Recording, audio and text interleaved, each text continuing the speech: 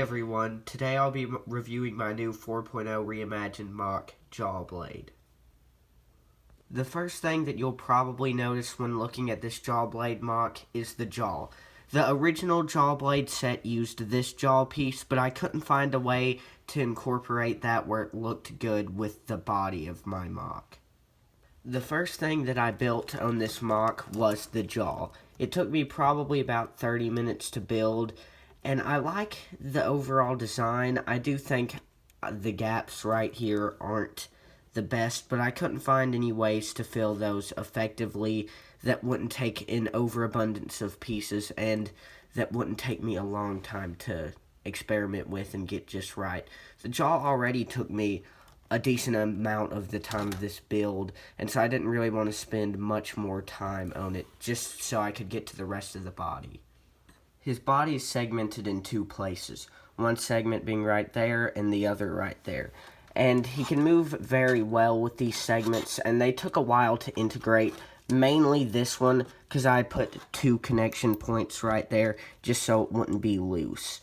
You can get a lot of cool angles out of these segments, and I'm very glad I included them because they were very necessary to the overall build of the MOC. The tail is definitely one of my favorite details. It just looks pretty good to me, and it can be angled all around. I really like the jet right here. That looks pretty good. And it's kind of flat right there, which is unfortunate. I actually spent a decent amount of time trying to put something back there that looked good, but I couldn't decide on anything that I personally thought looked good, so I just decided to keep it flat. I like these fins back here, just like the actual JAWBLADE set had, but his were a lot smaller and a little bit less detailed. This back portion was the last thing I built, and it looks pretty good, but I think I was kind of rushing the build at the end, so it kind of looks incomplete, like right around there, but I really couldn't find anything to put there because I needed to leave that place blank so his body could rotate right there, and so I couldn't really put that many details because they would obstruct the movement.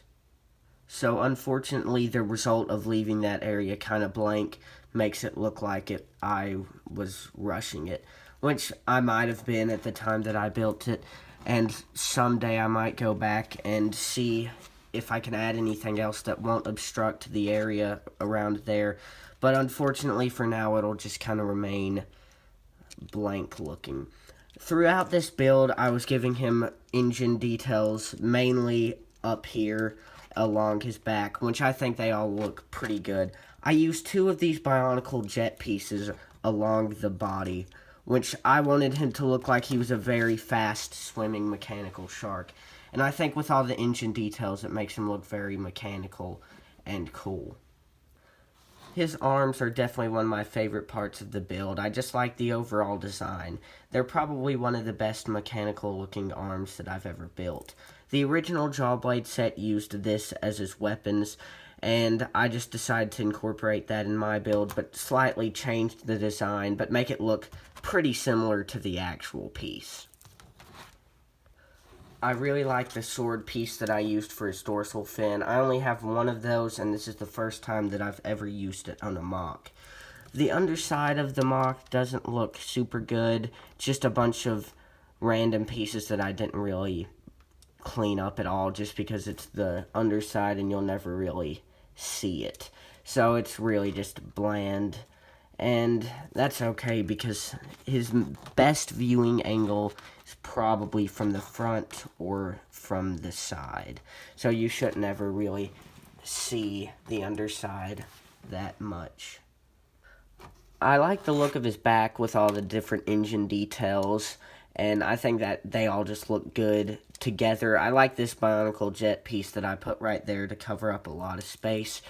And you might have noticed that this tooth piece fell out of his jaw, which that happens sometimes. I like his jaw's overall design. These teeth do sometimes fall out, mainly these back teeth. These front ones don't really fall out. They're pretty secure in their place.